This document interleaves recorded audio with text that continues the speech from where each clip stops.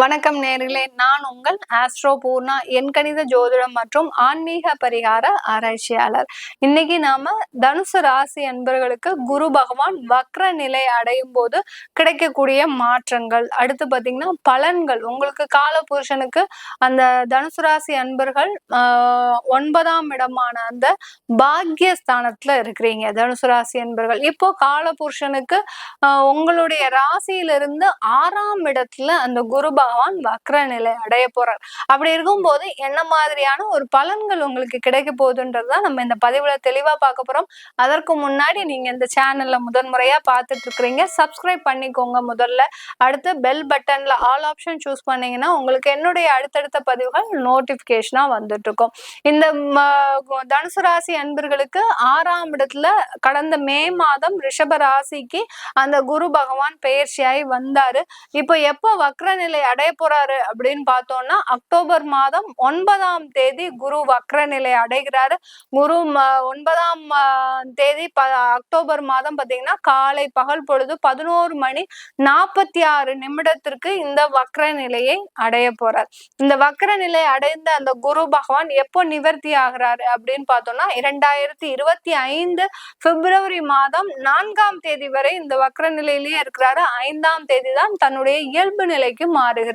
குரு பகவான் அப்படின்னு சொன்னோம்னாலே எல்லோருடைய ஜாதகத்திலும் அதிகமான ஒரு பணங்களை தரக்கூடியவர், நிறைய செல்வாக்கை தரக்கூடியவர். நம்ம யாருக்கு விளக்கு ஏத்துறோமோ இல்லையோ வியாழக்கிழமான அந்த தட்சிணாமூர்த்திக்கு நம்ம விளக்கு ஏத்திடுறோம் எல்லாருமே. சரி, அது ஒரு தவறான ஒரு இது. குரு பகவான் தட்சிணாமூர்த்திக்கு ஏத்த வேண்டியதுதான். ஆனா அந்த குரு தோஷம் உள்ளவர்களோ, ஜாதக ரீதியாக உங்களுடைய ஜாதகத்துல குரு பாவ நிலையில இருக்குது, மறைவு ஸ்தானத்துல இருக்குதா, நீங்க குடுகுடுன்னு போயிட்டு அந்த தட்சிணாமூர்த்திக்கு விளக்கு ஏத்தக்கூடாது. குரு பகவான் தட்சிணாமூர்த்தின்றவர் ஞானகாரகன், அதுவும் போக அந்த சிவனுடைய ஸ்வரூபம். இங்க இருக்கிற குருவாகப்பட்டவர் நவகிரகங்களில் இருக்கக்கூடிய அந்த குரு. உங்களுக்கு குரு சாபம் இருக்கு, குரு தோஷம் இருக்கு அப்படின்னா நீங்க வியாழக்கிழமை போயிட்டு உங்களுடைய அந்த நவகிரகத்துல இருக்கக்கூடிய அந்த குருவுக்கு நீங்க அந்த குருனுடைய எங்க விளக்கு ஏத்த சொல்றாங்களோ அந்த இடத்துல போய் விளக்கு ஏத்தணும். யாருமே இந்த குரு வக்ர நிலை அடையும் போது தயவு செய்து சொல்றேன், யாருமே இதை செய்யவே கூடாது. எதை செய்யக்கூடாது? அங்க போய் குடுகுடுன்னு போயிட்டு அந்த தட்சிணாமூர்த்திக்கு கொண்டக்கடலை மாலை போடாதீங்க. நீங்க போட போட உங்களை அறியாமலேயே நீங்க ஒரு தோஷத்திற்கு உள்ளாகிறீர்கள். அதுவும் தனுசு ராசி அன்பர்கள் மிக முக்கியமாக போடவே கூடாது. ஏன்னா எல்லாரும் ஒரு இதுலயும் ஒரு நம்பிக்கை என்னன்னா, என்னுடைய ராசிக்கு அதிபதி குரு, அவருக்கு போய் அவர் வக்ரம் ஆகிறாரு, அப்போ நான் தட்சிணாமூர்த்திக்கு போய் அந்த கொண்டக்கடலை அவர் பாத்தீங்கன்னா தியானத்துல இருக்கிறார். தட்சிணாமூர்த்தி ஆகப்பட்டவர் ரிஷிகளுக்கு அந்த ஒரு குருவாக இருக்கக்கூடியவர் அந்த தட்சிணாமூர்த்தி சிவஸ்வரூபம். சிவன் கிட்ட போயிட்டு நீங்க அந்த கொண்டக்கடலை மாலையை போடுறது, அவருக்கு முன்னாடி போய் அந்த தீபத்தை காட்டுறது, தயவு செய்து யாருமே இதை செய்யவே செய்யாதீங்க. இது என்னுடைய ஒரு தாழ்ந்த ஒரு அறிவுரைன்னு தான் எல்லாருக்குமே நான் சொல்லுவேன். ஏன்னா அது செய்யறதுனால உங்களுக்கு தோஷம்தான் வரும். அந்த குருவோடைய தோஷம் இன்னும் அதிகமாகுமே தவிர நிவர்த்தியே ஆகாது. உங்களுக்கு தோஷம் இருக்கு, நீங்க வக்ரம் அன்னைக்கு எனக்கு நான் பரிகாரம் செய்யணும் அப்படின்னு போறவங்க இந்த தனுசு ராசி என்பர்கள் தயவு செய்து நவகிரகத்துல இருக்கக்கூடிய அந்த குருக்கு போய் தூரமாக எந்த விதமான ஒரு தெய்வத்தினுடைய சிலைக்கு பக்கத்துல போய் நீங்க தீபமே போடக்கூடாது. அவர்களை தொடுவதற்கு நமக்கு யாருக்குமே அனுமதியே கிடையாது. அதனால தூரமாக அங்க கோயில்ல எங்க விளக்கேற்ற சொல்றாங்களோ அங்க போய் போடுங்க. சில பேர் என்ன பண்றாங்கன்னா, இந்த தனுசு ராசி என்பவர்கள் நாங்க மிளகு இது போடுறோம், விளக்கு போடுறோம் அப்படின்னு சொல்லி மிளக போய் வெடிக்க வைக்கிறது. மிளகுல விளக்கே போடக்கூடாது. எதெல்லாம் செய்யக்கூடாதோ அது எல்லாமே இப்போ கோயில்ல நடக்க ஆரம்பிச்சிருச்சு.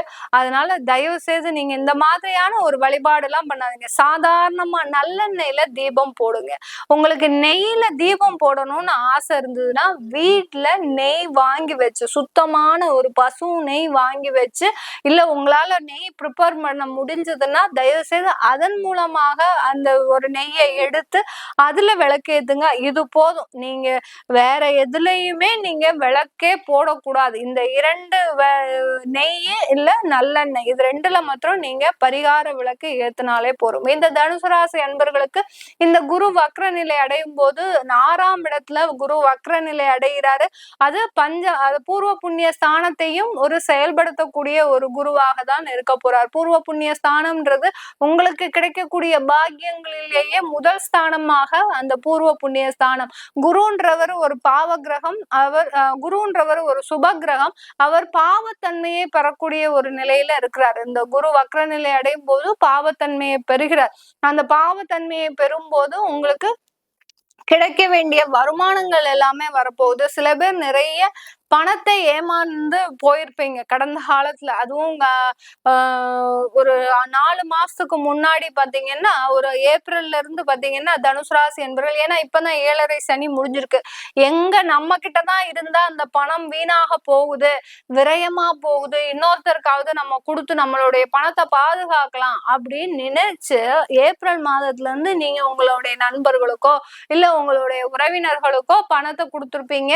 அந்த பணம் பாத்தீங்கன்னா அவ்வளவுதான், சுவாகா, அதுல இருந்து வரவே வராது. அந்த மாதிரியான ஒரு பண இழப்புகளை கொடுத்த ஒரு 2 மாசத்துலயே உங்களுக்கு தெரிஞ்சு போச்சு. ஏன்னா தனுசு ராசி அன்பர்கள் ஜோதிடர்களை விட அதிகமாக ஒரு ப்ரிடிக்ஷன் பண்ணக்கூடியவர்கள். ஏன்னா அவர்களுக்கு தெரிஞ்சிடும் இவங்க கொடுப்பான் இவங்க கொடுக்க மாட்டான்றது கண்டிப்பா தெரிஞ்சிடும். கொடுத்த ஒரு 2 மாதத்திலேயே உங்களுக்கு தெரிஞ்சு போச்சு போன பணம் நம்மளுக்கு வராது அப்படின்னு. அதனால மிகுந்த மனவேதனையோட இருக்கக்கூடிய ஒரு நபர்களாக தான் இருக்கிறீங்க.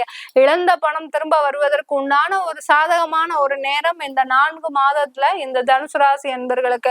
பதவி உயர்வு கிடைக்குமா அப்படின்னு கேட்டீங்கன்னா கண்டிப்பா உங்களுக்கு பதவி உயர்வு கிடைக்க போகுது. ஏன்னா ருணரோக சத்துருஸ்தானத்துல இருக்கிறார் அந்த குரு பகவான்.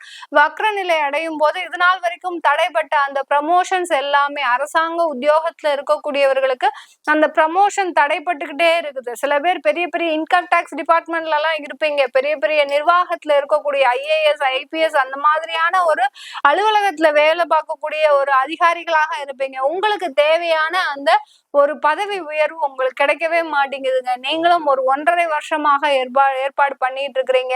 எவ்வளவோ முயற்சி செய்தும் கிடைக்க மாட்டேங்குது. இப்போ இந்த 4 மாதத்துல உங்களுக்கு அந்த பதவி உயர்வு கிடைக்க போகுது. வருமானம் அதிகரிக்கக்கூடிய ஒரு நேரமாக இருக்க போகுது இந்த தனுசு ராசி என்பர்களுக்கு. இழந்த பணம் மீட்டெடுப்பதற்கு உண்டான ஒரு நேரம். தொழில்ல நிறைய ஒரு இழப்புகளை சந்திச்சிருப்பீங்க கடந்த 4 மாதத்துல. அது எல்லாமே சரியாகக்கூடிய ஒரு நேரமாக தான் இருக்க போகுது இந்த தனுசு ராசி என்பர்களுக்கு. நிறைய பேர் வீடு கட்டுறதுல கடந்த மாதத்துல அது என்ன சொல்றது, விரயத்தை சந்திச்சிருப்பீங்க. வீடு கட்டணும்னு சொல்லி ஒரு பில்டரை ரெடி பண்ணி எல்லாம் பண்ணது, அது என்னது முதலை வாய்க்குள்ள போன உணவு மாதிரி தான். அந்த வீட்டுக்குள்ள போன பணம் உங்களுக்கு வீடாக எழும்பல, வெறும் அந்த நிலமாகவே இருக்கு. இன்னும் அவங்க பணம் கேட்டுக்கிட்டே இருக்கிறாங்க. அந்த மாதிரியா இருக்கு. இந்த மாதிரி எல்லாம் ஒரு ஏமாற்றத்தை சந்திச்சிருப்பீங்க. இப்போ நீங்க அதற்குண்டான ஒரு முழு வாய்ப்புகள், உங்களுக்கு வருமானம் அதிகரிப்பதற்கு, ஒரு சொத்துக்கள் வாங்குவதற்கு, இதுக்கெல்லாம் உண்டான ஒரு சாதகமான ஒரு அமைப்பாக தான் இந்த தனுசு ராசி அன்பர்களுக்கு இந்த காலகட்டம் ஒரு முழுமையான ஒரு நல்ல பலன்களை கொடுக்கக்கூடிய ஒரு நேரமாக இருக்க போகுது. இந்த தனுசு ராசி அன்பர்கள் பெண்களாக இருக்கிறீங்கன்னா நீங்க உங்களுடைய வேலையில மிக அதிகமான ஒரு கவனத்தினால அதிகமான பதவி உயர்வு, வருமானம் எல்லாத்தையுமே அடையக்கூடிய ஒரு நேரம். எவ்வளவுக்கு எவ்வளவு ஒரு பொறுமையோட வேலை பார்த்துருக்கீங்க. தனுசு ராசி அன்பர்கள் இருக்கக்கூடிய அந்த பெண்கள் பாத்தீங்கன்னா பூமி தாய் மாதிரி ஒரு பொறுமையோட இருக்கிறீங்க. யார் என்ன செஞ்சாலும் நான் இந்த இடத்தை விட்டு அசைய மாட்டேன் அப்படின்ற ஒரு நிலைமையில அந்த அலுவலகத்தை விட்டு உங்களை துரத்தக்கூடிய அளவிற்கு உங்களுக்கு பிரஷர் வந்தாலும் அதுல பொறுமையோட இருந்த நாள்னால இப்போ இந்த 4 மாதத்துல உங்களுக்கு ஒரு நல்ல ஒரு வளர்ச்சி அந்த அலுவலகத்துல காத்துட்டு இருக்குதுன்னு தான் பேரு. சில பேருக்கு அந்த வேலையை விட்டுட்டோம், நாங்க அதனுடைய பிரஷர் தாங்க முடியாம வேலையை விட்டுட்டோம் அப்படின்னு சொல்றவங்களுக்கு கண்டிப்பா உங்களுக்கு அதுக்கு சம்பந்தப்பட்ட துறையில உங்களுக்கு வேலை வாய்ப்பு கிடைப்பதற்கு உண்டான ஒரு சாதகமான அமைப்பு தான் இந்த 4 மாதங்கள் தனுசு ராசி அன்பர்களுக்கு.